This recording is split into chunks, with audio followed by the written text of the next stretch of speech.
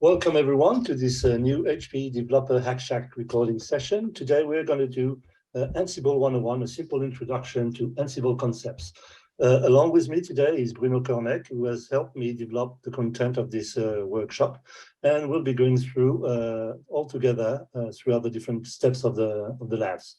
So for you, if you are not familiar with Jupyter Notebooks, and hopefully you'll be learning a lot. We'll go through some very simple housekeeping items like how to handle the notebooks, and we'll go through a fairly simple introduction of Ansible concepts to start with. So Bruno and I, as you can see, we're not that young anymore, and we started in the IT business some time ago. And at that time, I mean, an IT manager would only work with, I would say, 100 machines, and that would be a good rate for a one single person to handle that many machines. But these are long gone days, I would say. And today, because of the sprawling of VMs and containers and everything that one can actually get into his infrastructure, you can imagine that the number is not anymore 100 machines, but much more. I'm pretty much sure that we're in a range of 300 or 400 probably per IT admin, and the name or the number maybe keep on increasing, I'm pretty sure. Thus, there's a need for some automation, obviously, around the infrastructure and around the management of all these numbers of devices that you want to deal with. And that's the reason why we wanted to introduce you some Ansible concepts, because Ansible is a fairly unique tool in the sense that, first, it's open source, and it allows you to do some configuration. It's extensible, it's written in Python, it has a broad community behind it. So you'll never start from scratch. I mean, if you start a project with Ansible, simple search on Google will allow you to find out all the related and needed, I would say, tooling and scripts that are pretty much already been developed. Find repositories and everything. Just to give you an example, sorry. In the OpenStack days, HPE Alien, which was the HPE solution, was actually deployed through Ansible playbooks, and that was, and many other new solutions like OpenShift, for instance, are also based on this one. So in terms of support, I mean, what can you do with Ansible? I mean, you can work on switches, on servers, on routers, on VMware VMs or any kind of VMs. You can work on containers, you can work on storage device, anything that can be reachable and connected through SSH can actually be probably a target to your Ansible engine. So we won't be covering the installation part today because we have a pre-installed environment for the workshop, and the installation is that simple. It's a simple command line, and you leveraging, package system installation on your machine. You don't need much really, so we won't go through this. The architecture is fairly simple. Once again, you have a core engine that is the management of Ansible that is dealing with, running all the scripts. You have targets that you can actually connect to through SSH. So Ansible is often considered as an agentless solution.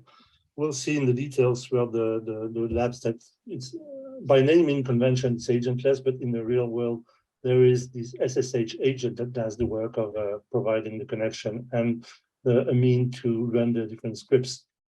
On top of the engine and the targets, you have the playbooks and the inventory. So the playbooks are just a set of files that actually are made up of scripts or modules or commands or shell command to actually run and get the desired state of your wish, I would say. And these playbook are run against targets, and these targets are usually grouped in the inventory file. We'll go into some more details along the workshop. So if you're willing to learn more after this 101 session, and if you're willing to discover some more, we have some other workshops, among which we have this using the ILO Redfish API with Ansible and OneView. And you'll have a look at the catalog and you'll be able to find out. So as we said, the handouts is through the Jupyter Notebooks technology. If you're not familiar with it, well, it's fairly simple. The page that that we're seeing right now is a markdown, I would say, cell. I mean, and the notebooks are made of cells. You execute them by, I would say, hitting the play button here, or just selecting the cell and Control-Enter on your keyboard, or Shift-Enter if you want to move to the next cell. The cells are based on different type of kernels. As you can see here, we're leveraging the bash one, and there are many more. But for the sake of our, I would say, workshop today, we'll stick to bash and simple scripts command. The workflow of the workshop, again, we'll go through the main concepts, so inventory, playbooks, and tasks in the first lab. Then we'll move on to something more advanced in terms of templates and variables that can be used throughout these different playbooks and environments. And we'll finally, we will go through some roles in the third lab before moving to the conclusion. So let's go and head for lab 1. So the inventory itself, I mean, you have a list of server or device and you want to automate on, and you have to have an inventory to keep track of them. You know, if you're in a ever moving environment like cloud and stuff like this, you have to have many servers and devices, and they're coming in and out of your infrastructure, and you need to dynamically track them and make sure that you can keep an eye on them. So Ansible, as such, is working against multiple targets. I mean, managed nodes or hosts. I mean, in your infrastructure at the very same time. You can group them in the inventory file. And once the inventory is defined, you can use pattern to actually select them. So within the inventory, you can regroup them by location, by tasks, or I would say roles that they have. So if you take the example of OpenStack, for instance, within the inventory file, at that time you would find the control plane, you would find a DB server, you would find the Elasticsearch server, you would find the monitoring cluster, and so on and so forth. So that's how you really define and make use of the inventory file. So the default location is in etc/ansible/host. Okay, that's the default inventory file. You can specify a different inventory file throughout the command line using the -i option, and you can use multiple inventory files at the same time if you want as well. In our case, we'll keep it to a fairly simple interaction with one single inventory file that we'll create along the workshop. On top of the inventories, there are modules and commands. So in order to connect to the different nodes that you are managing, you'll be using scripts that are, I would say, packaged in terms of modules. There are many of them, as you can see. So if I just open up this one, oops, actually in the second tab, hopefully, here we are. We will see that the list of all the modules is fairly long. Okay, it's quite huge. I mean, there are stuff for AWS, for Azure, for big IP and any kind of providers. There are modules for operating system and for providers and so on and so forth. So the list is really long. So I need to move back to. Oops, sorry. So this one, okay.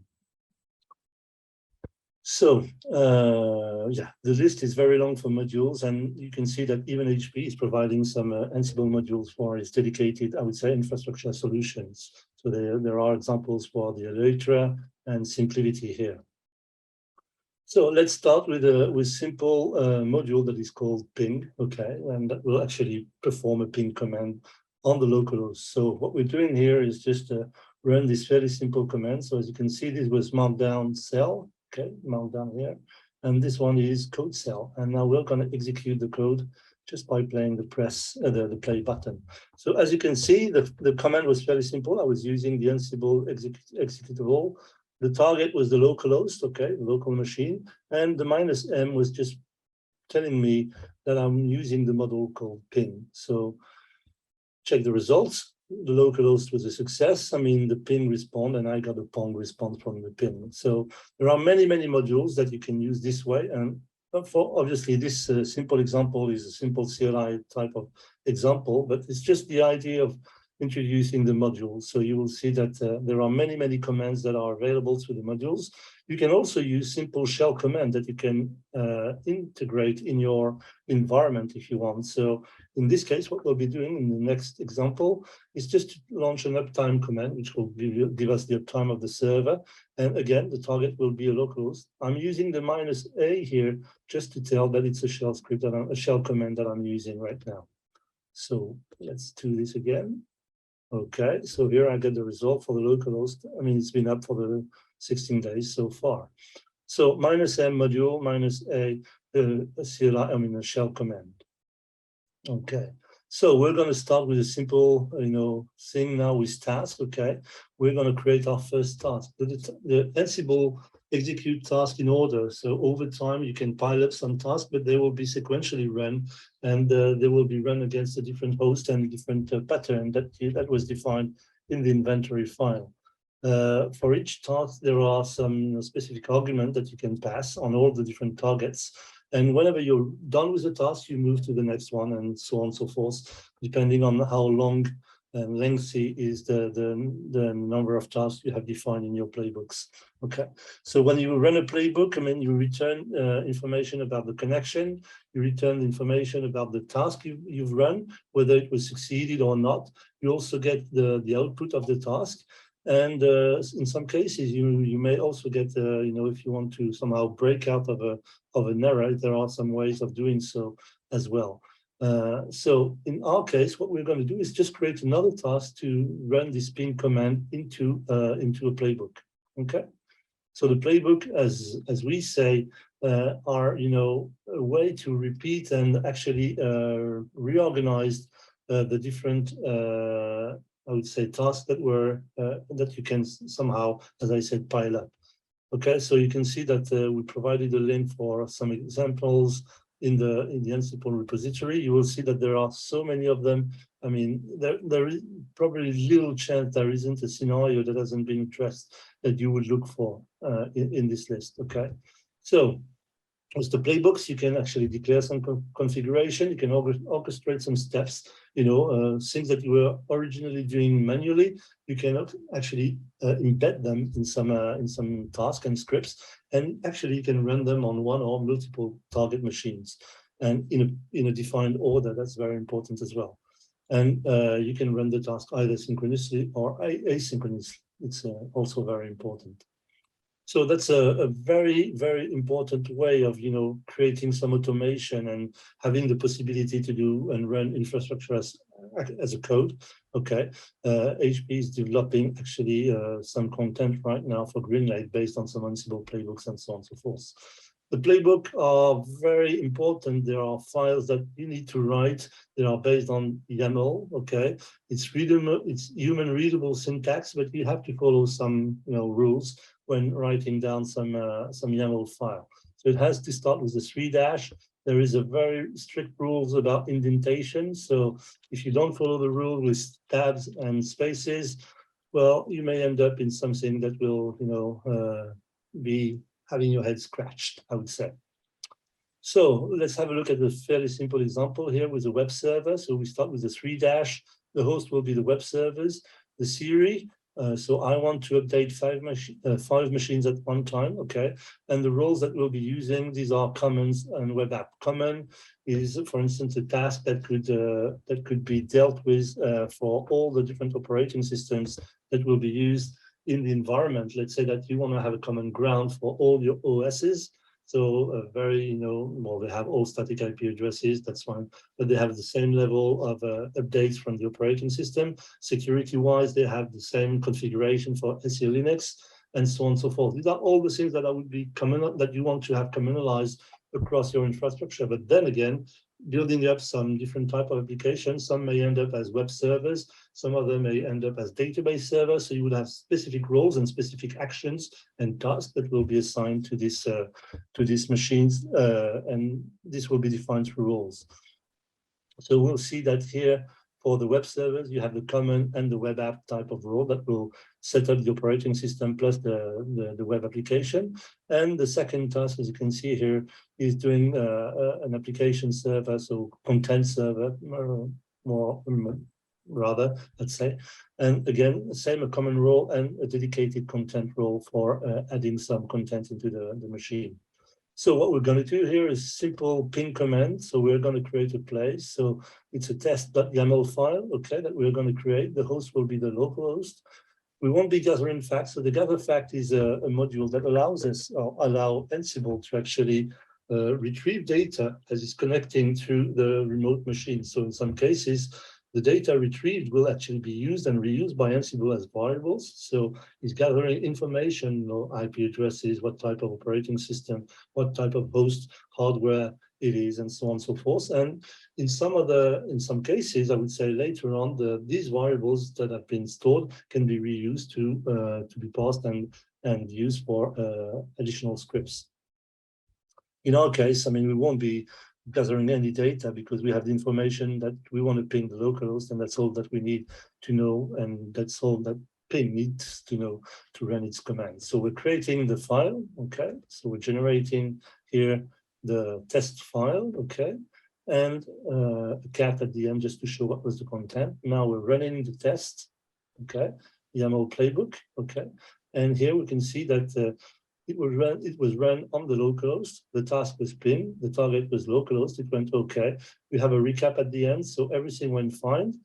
And the target host was not unreachable because it was a localhost. It didn't fail. It wasn't skipped. There was no rescue needed, and nothing was ignored. Bruno, do you want to add a word, even though you're not on the camera? Can you hear me now? I can hear you properly. Great. No, you're fine. Okay.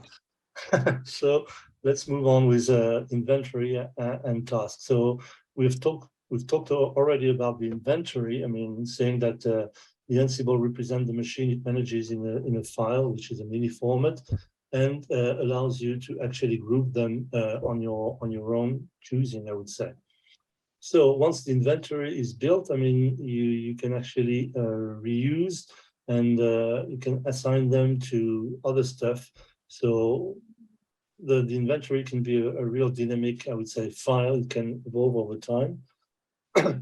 And the default inventory file is located in etc Ansible, but in our case, we'll be generating our own managed node in this case. So again, for the sake of explanation, just a simple example of what an inventory file could look like. So for a group of web servers, you would have the FPDN name of the machine. Same thing for the DB servers. The inventory just allows you to group machine and apply treatment on. So what we're going to do now is build a simple inventory in which we'll have a target, which is a remote target. So as part of the workshop infrastructure, we have a Jupyter Hub server plus a target machine, which is a second VM machine that we use for this. And this is the IP address of the target. And we're going to create this simple inventory file now. Okay. And we're going to define the task actually that is doing the very same thing as we were doing before, but just instead of just using the command, we're creating a real playbook in which we are defining the target, and we're creating the task in the playbook to actually use the ping command. Okay, so it was created, and now, as you can see, we're not running Ansible command by itself. We're running an Ansible playbook command that needs to have an inventory file to be defined, which created earlier on, and a playbook in the name of the play YAML file. And again, so we run the playbook on the target, which was the one defined here. And if I look at the inventory, the target being this IP address, okay? Everything was fine. The idea was to ping the machine. The ping went okay. And I can see here that everything went fine and that I didn't have any unreachable or anything else, meaning that I can reach the target remotely. So if I was to, whoops, sorry, I need to close the door. If I was needing to define this, and just to show you maybe some details, and that'd be probably interesting to show that here we have, we can go for a verbose mode in Ansible, and just to show you that the details of how it goes in the background, because this is only the result that you can see here. But in the background, if I was to run the command again with more verbosity, you would be able to see that Ansible does a lot, in the sense that it uses SSH to connect to the remote machine, okay? And this is where we do this kind of things, okay? And it does authentication. It copies over the script, okay, here in the Ansible Ecos things. And then it runs the script and retrieve the result, okay? So we have here the ping command, the script that was actually copied over and run. and then it retrieves the data and send it back as a result, okay, to the machine. As you can see here, the ping thing is replying with a pong, as we did earlier on in the very, very first step of this lab. So this is just to show you that, I mean, the agentless somehow idea of Ansible is somehow, it doesn't require external or predefined code as an agent, but it only uses SSH, I would say, executables to act as the agent and as the transport for the commands and the different scripts that it wants to run on a remote target. So it makes it very simple, very reliable, kind of bulletproof type of architecture. All you need to have is, you know, a proper set of SSH keys that are being deployed on your target machines, and so on. Okay, so let's move on now for the task. Okay, as part of the playbook. So we're going to create a playbook again with another inventory. Okay, so we rerun the inventory, the play, we execute the play here. Okay, same thing. Okay, with the task that is now test, and that integrates the ping. Okay, now we're going to modify the inventory and append with the localhost machine. Okay, so we're going to have two targets now in the inventory. We're going to try to execute this once more, and this now should show us that it pings either the localhost or the remote target. Task went okay, and so far so good, I would say. So that's really Frederic, where Ansible shows its power. When you want to manage hundreds of systems, you can group them in different zones, in different groups, which could be based on the function of the group of servers, for example, or the localization. It could be, I want to manage all the East Coast server or all the West Coast server, or I want to manage all the DB server or all the web server. So you can create a very large group with a lot of machines. And Ansible is duplicating the operation on all those machines at the same time, and you have a synthesis at the end, which tells you what worked and what didn't work. And importantly as well, on top of that, is that whenever you run a playbook that is made of multiple tasks, you start with a task, and there could be like 20 of them within the playbook. If you were to run this playbook once and you would fail at, let's say, the task number 10, if you were to rerun, just you would correct things and you would rerun the same playbook on the same target, it would check somehow the status of the tasks that were run and somehow would skip them, okay, and run only the tasks that were, I would say, unsuccessful at the moment of the failure. So that's something that is very important as well, because when you're dealing with hundreds of machines, you don't want necessarily to start from scratch all the time. And Ansible allows you to, throughout these playbooks, to do this kind of figures. So it's fairly interesting. Yeah. As well. That's the notion of what is called idempotency, and that's a way to converge the configuration for the systems into a good known state. And the good known state is what you describe in your playbook. And Ansible has a role to take all those good known steps that you want to reach and to force the system to reach those steps. And that's exactly what Frederic was describing earlier. I've always had issues pronouncing the name of the word, so I'd rather you say it than I do. Collections now. So collections is just a distribution format for Ansible content, meaning that you can package and distribute playbooks, roles, modules, plugins, everything in a single format, in a single file that is called a collection. Again, you will see in the links that we provided, there are many of them. As HPE, we also provide some dedicated collections for our solutions. So as an example, we provide you with the link of HPE OneView collection. And for the sake of the example, we'll be leveraging the POSIX collection in the next step. So what we're doing here is just, we'll start by installing the collection, the POSIX Ansible collection, through the simple Ansible-Galaxy collection install command. Okay, so I'm going to run this one now, and it's going to install the collection in my environment, okay, for my student. Here we are, it's downloading the collection, and in a matter of seconds. Here we are, Ansible POSIX 1.4.40 was installed successfully. As part of the collection, there is a module that we would like to leverage, which is the synchronize module. And this one is just a simple rsync, I would say, utility that allows you to remotely synchronize, content of folders between a local machine and a target machine. So what we're going to do here is using the very same targets that we have in our environment. So this one, the remote one, what we're going to do is just simply synchronize the content of the workshop Ansible 101 folder into the remote target. Okay, so we're going to create a simple play that will define this task here. Okay, here we are. And then what we're going to do is just first check the content of the remote folder.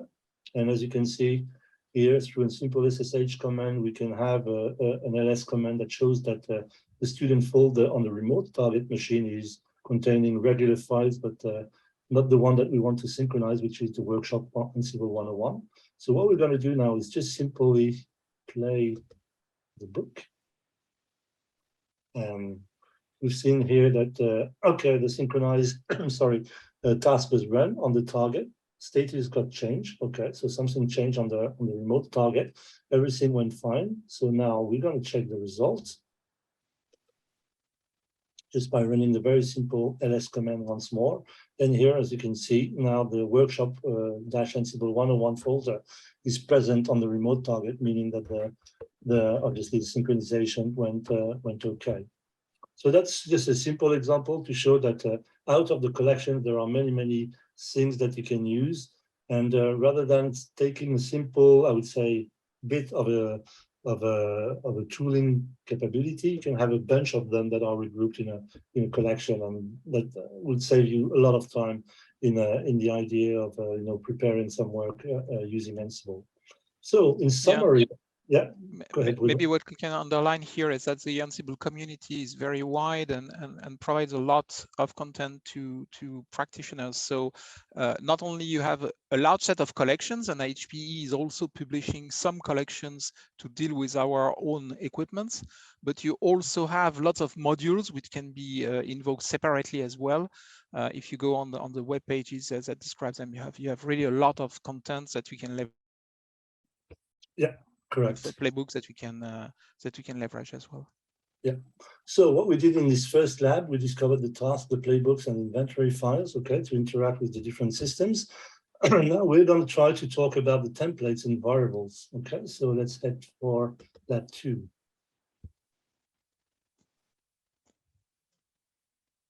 Okay, Bruno, do you want to say words about variables? Yeah. Go ahead. Yeah, so up to now we have used templates, playbooks. We have used playbooks which were fairly static with regards to the content that we were using. But in real life, when you have the management of a large fleet of servers to deal with, you may want to have some dependency on some variables to take decisions and to tailor the behavior of your playbook based on the nature of the systems that you're dealing with. You may say, I want my Ubuntu systems to be configured that way. I want my Red Hat or CentOS systems to be configured another way, for example. So you need to be able to, based on variables content, organize the flow of tasks that you perform in your playbook. And variables are something which are coming from the Jinja 2 syntax that we will see a bit later on with the notion of templates.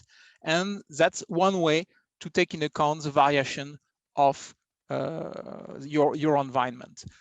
It's very similar, if you want, to what you can do with a shell script where you have environment variables or local variables. You can have in Ansible the same feature, and those variables can flow from the local environment up to the remote environment as well. So we will start by defining in our own environment some variables that we will use to show you how to take advantage of this in different actions that you want to perform. So we will create two YAML files, one which will deal with local variables. So we will modify, Frederic will put his first name here and his location in the lab location variable. So variables are YAML variables. You have the name of the variable on the left-hand side, you have the column, and then you have the content of the variable on the right-hand side. So here we have now two configuration files that we will generate. One which will point a local server, and the other one for the remote server or servers, because there could be many. And we give of course the same name to the variables, so that we can use that variable in our playbook, and depending on which machine we are executing the playbook on, we will instantiate that variable by one or the other value. So that's the principle of the variables we want to use. Very quick remark, as it is said here, not all the strings are valid Ansible variables. So variable name can only include letters, numbers, and underscore. You have to make sure it doesn't begin with numbers.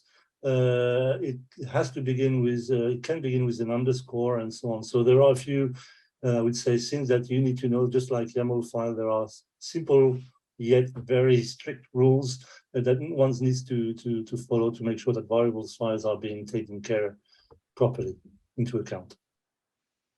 And as a generic rule, put in place a convention, naming convention, so that you don't overwrite variables by other accidentally, but you have a good environment and a good set, a taxonomy of variable names which work correctly for you. So now we will create another playbook, a new one, which will take advantage of those variables. And the role of that playbook is to create a text file. And that text file, instead of being external, is inlined inside the playbook. So we will generate it on the fly. We give the path name of that file that we want to generate, that you will see appearing on the left-hand side of our screen. And the content is behind the block, as Frederic is showing right now. And we are generating just a command text file, but that command text file contains a reference to the variables that we were using before. So we use two of those variables, the lab student name and the lab student ID. And we will use also other type of variables, not the one we are setting ourselves, but one variable, well, array of variables, which is a host vars variable that Ansible is generating itself. So 1 minute here, we need to explain to you that Ansible, when we launch a playbook, we have the possibility to gather facts, as is shown right now. And up to now, we put it as false. Now we put it as true, because we want Ansible to gather a certain number of information on the running system and store all those information in internal Ansible variables, so that we can use them to make test conditions on those values and perform actions based on what is contained in those internal Ansible variables. So now that we have described the playbook, we will create it and we will run it through the Ansible playbook command. So yeah, you have seen that the gathering facts action took a bit more time, because we are gathering something like 600 different variables that we are creating in an array. So Ansible gathers a lot of information on your system and then goes on to the next step, includes the variables file, and then take the text file, expand the variables, and generate what Frederic will show to you, the instantiated version of the text file, where we see that as we were running on localhost, we benefit from the local variables that we included, Fredo for the name, the 53 student ID number, and we are running on a machine which name is Jupyter Hub 2. Okay, so that gives you an idea of what can be done to customize a bit the generation, for example, of content from inside an Ansible playbook. But variables are just one element of a much more larger framework that is used by Ansible, which is called the Jinja templating system. So Ansible benefits from templates. You can create files in which you can give a certain number of orders, conditions, loops, all those type of stuff that can iterate on a certain number of operations or make conditions. The Jinja template is a Python feature that is embedded inside Ansible, and it has a certain number of features and syntax which is configurable. For example, you can use a certain number of delimiters in Jinja 2. You have bracket. So bracket %% is used to control statements such as loop and if else. Okay. Bracket, double bracket, I mean curly bracket are used as tags in templates, okay, for embedding variables and ultimately printing the value during the code execution. That's what we saw earlier on. I mean, the two curly brackets got replaced by the variable and the variable that was gathered through the Ansible fact. And double dashes for commands, okay. So we'll be leveraging here the Jinja template, okay. In our environment, we're actually making very, very heavy use of these Jinja templates in, you know, building up the workshops on demand environment. Whenever we're delivering a workshop, I mean, whenever you're registering in the backend, there are many of these Jinja templates occurring, and the substitution as far as, you know, IP addresses, student ID, and so on and so forth. So we make a real big usage of them in our own environment.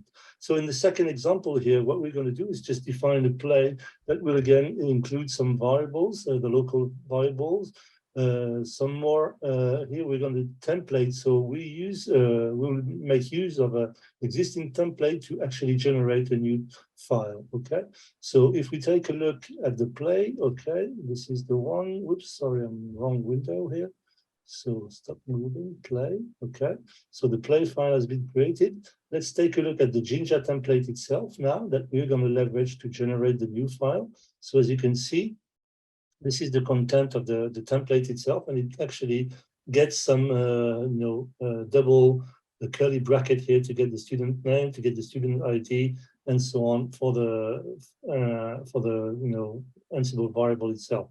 So if we execute the play now, what we're going to do is obviously generate a new file, okay, and this one has been played on the inventory, okay, so either locally or remotely, meaning that if we want to have a look at the result, we have to do a cat command on the local machine and an SSH command onto the remote target. Okay, so let's have a look at the result.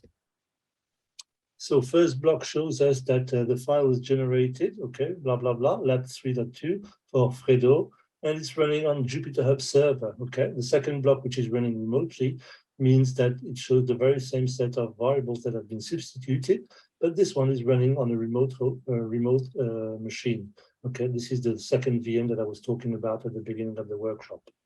Okay, so if we want to make this, I would say, into a result play, so and reuse it later on. So we're going to create a play, a new play for this, okay, and we're going to run the playbook all together now. So instead of doing that, manually, in fact, after each operation, we can also create a playbook to look at the results. Exactly. So we will have two tasks now, one task which does the transformation and another task which does the verification at the end. Yeah. So here we see under a playbook format that we have the same stuff as what Frederic showed to you. Exactly. So the two configuration files. So for the moment, the two configuration files look very similar, the only difference being either remote or local. Correct? Yeah. Okay. Exactly, so, and it's because we use we include the same local variable file. Now, what we really want is to make a test and to check whether we are local or remote, and instantiate the variables differently based on the location. And this is going to be done through this display here, so in which we are still gathering the fact and including variables and including the condition. So when the host var is local or whether the machine is remote is different from local, then do this and this. So what we're going to do now, okay. So the way we do it is that we include a different include files with the variables that we showed to you earlier, but the play itself and the template does not change. So that's just the instantiation of the template which shows the differences. Exactly.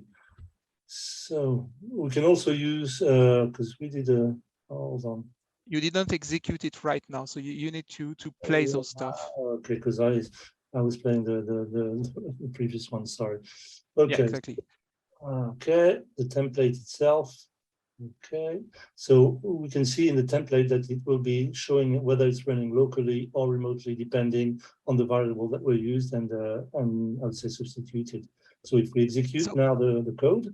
What is interesting here is that we have two ways of creating and managing conditions. One way is through the playbook with the when command inside the Ansible playbook. Another is through the Jinja template itself, where we have the if, else, and if Jinja conditions that we can use. So we use the two mechanisms. The first mechanism will be used to instantiate the first set of variables, the lab student names, the lab student ID, which will change depending on whether we are local or remote. And the second mechanism will be used through the if to add a sentence to our resulting file.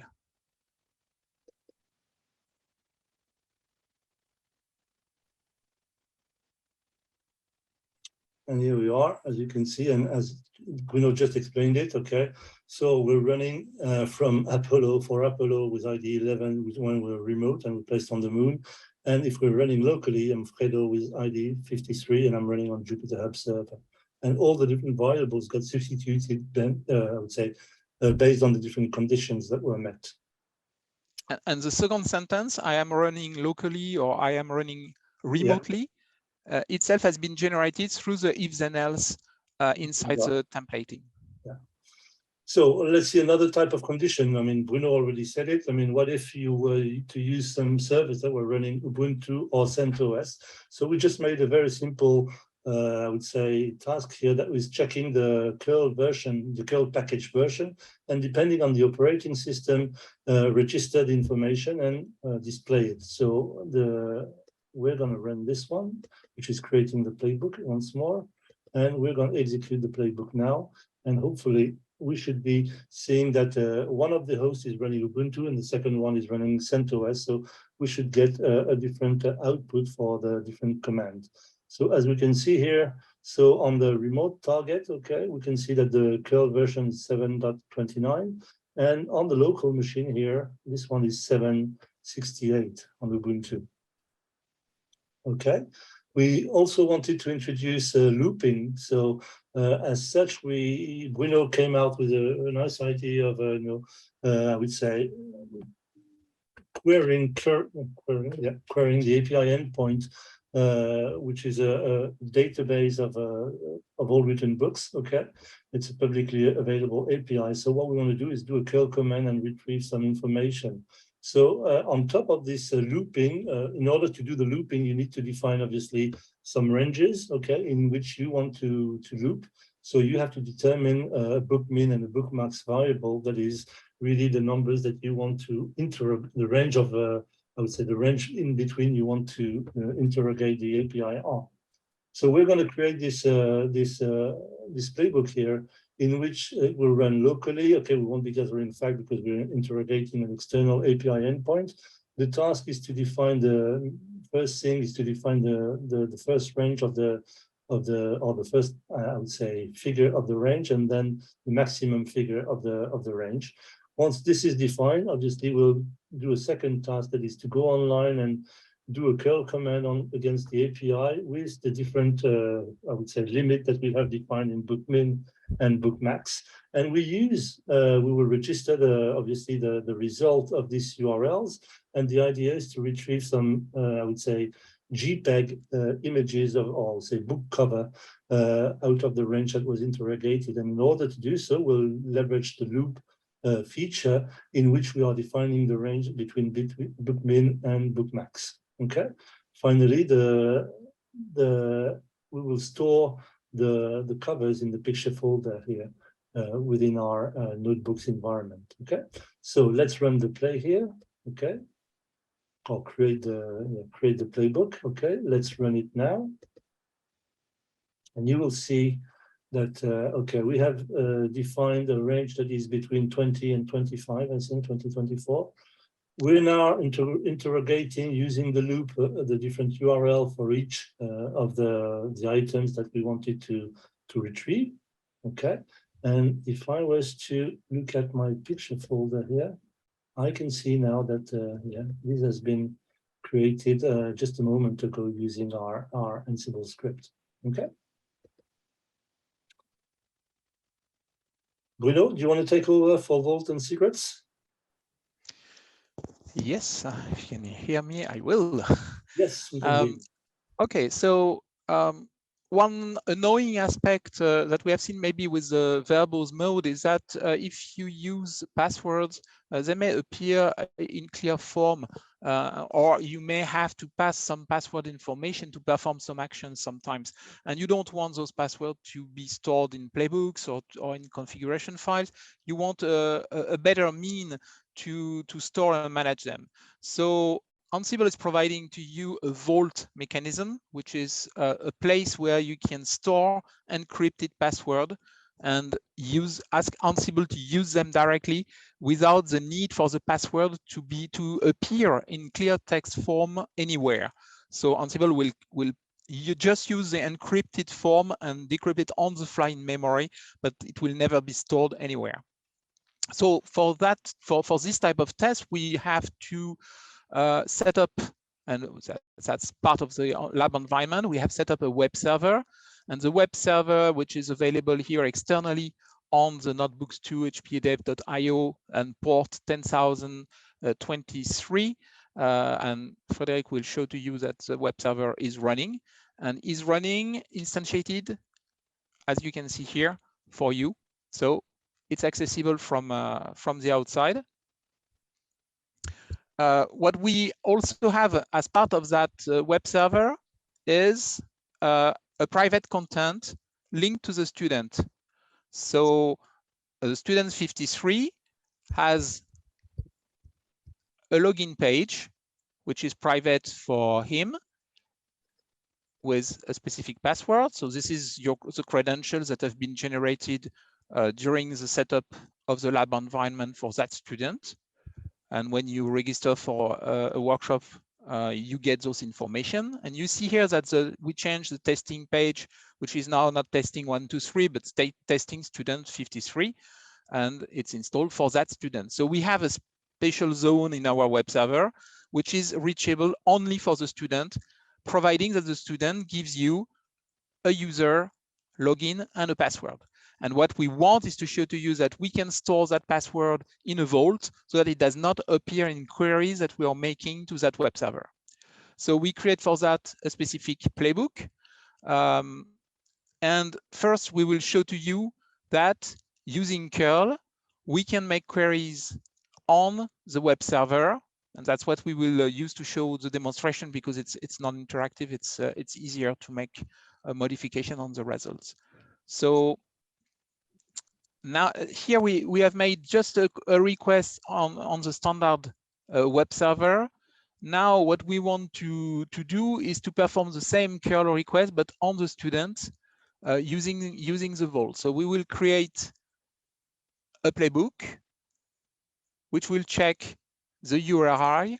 So here we use the internal URI to discuss with the web server because of the network architecture, not the external endpoint. So Frederic has run the playbook. Now we see that everything went fine. We were working with a local host machine, and we have been able to connect to the default page, and we got a return which is 200 something, which is a valid return from the web server. Now we will set up the vault environment so that we can store the secret in the vault. So we do that by creating a vault secret, which is something that we need to do once, and then you know the vault secret. You don't need to use it anymore on the command line. With the Ansible vault command, you encrypt coming from the file vault secret, which has been created just upper, and you encrypt the password of the user for OU1YBA3, and you give a name to that password. You say it will be called web login inside the vault. And when I want to use it, I can use it as an Ansible variable inside my playbook. So that's what I do below. Instead of just calling the URI in the playbook, which is a feature provided by Ansible, I call the URI with a username, students53, and with a password. And the password does not appear in a clear form because it's stored in the vault under a name web login. That's what gives me access to the content. So this new playbook is created, and now I can check that this playbook is working correctly using the vault password file, which is stored in the vault secret. So we may have an issue with the syntax here. Do we need to have these simple code here? Yes. Okay. You can have a look at the var.yml file. Also, it could be interesting on the left-hand side to show what is generated by the Ansible Vault. I'm sorry. This one. Yes, this one.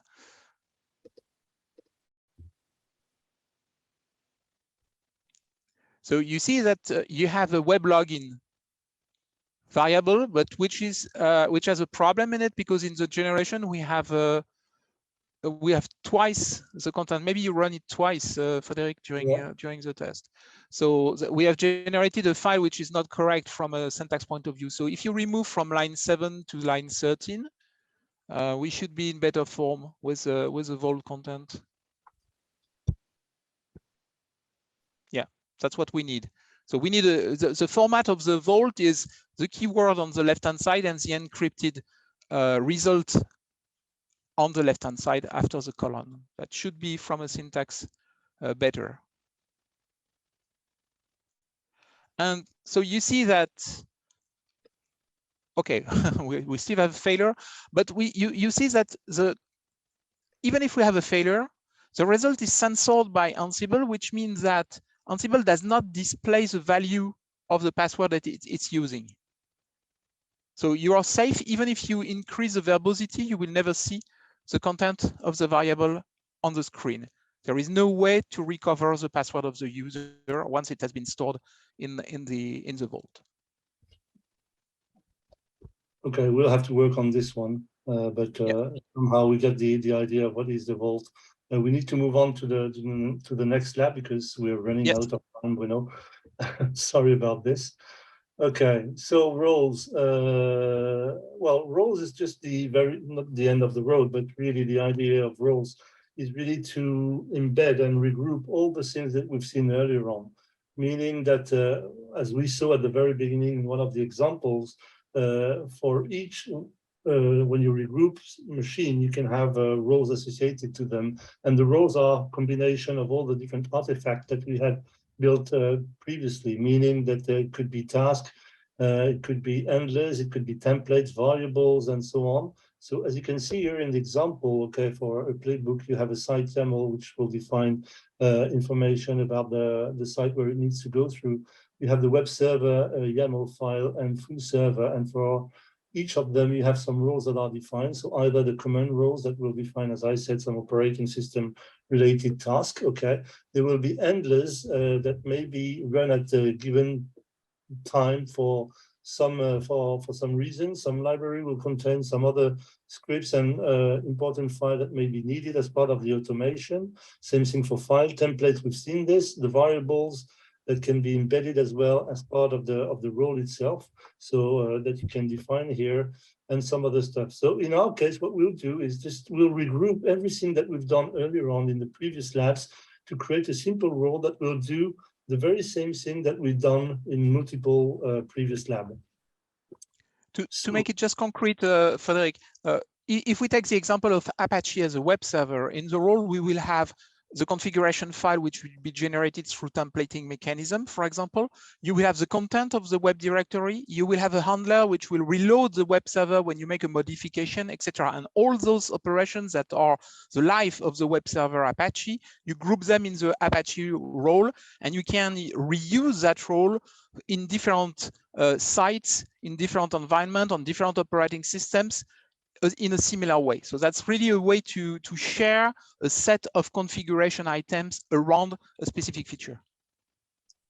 Thank you, Bruno. So what I'm doing now is that I'm editing the content of the main YAML file, existing one, because we want to, the format differs just a little bit, I would say, from whether you're running this into a regular playbook or into a role. So that's what I'm doing right now. Okay, so I've done this. So I created a task folder, and in this task, I copied over a YAML file that we were using previously, but I renamed it into a main.yaml. Same thing for the handlers, okay? So handlers, as you can imagine, are being triggered on particular time. I mean, they've been notified and being used and called at a given time as part of the automation. So what we're going to do here is just define the repo, I mean, the directory. We're going to edit the file as well here. Okay, editor. What I want to do is take the solution that is provided. So in fact, what Frederic is doing is that when we were using the previous playbook directly, we had to define the host, the fact that we want to gather the facts or not. Now we are in a role, we don't need that. We just describe the tasks that are performed. Okay, we're also copying over some of the variables that we were using previously, and we'll try to put everything all together. So we're defining a role, as you can see here, which is called the lab YAML, which is called the lab, okay? The host is the target, and the role that we want to use is the lab role that we have defined just a moment ago in this folder lab, okay? So what we were going to do now is just simply run, whoops, oh, bugger. Simply run this this playbook that will somehow do the very same thing as we did earlier on. So it's gathering fact on the different target. It's including the variables locally and remotely.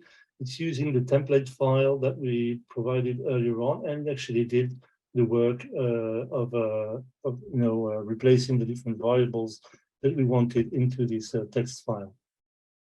We could have had a result thing to show you the output of the commands, but you have them in the previous lab, so you can simply copy them over by copying the content and adding a cell, copying the content of the cell here, and run it afterward if you wanted to. So summary, this one was fairly quick, but somehow the lab workshop, or the lab, if I could say so, was simple enough just to associate all the different things that we did in the previous lab to create a single role.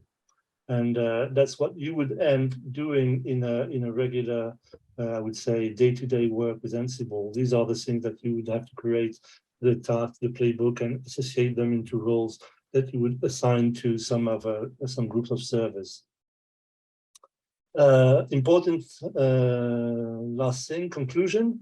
So what we did in the workshop, so we provide you with some information about the Ansible basics. I mean, describing or discovering the concepts that are behind the Ansible engine.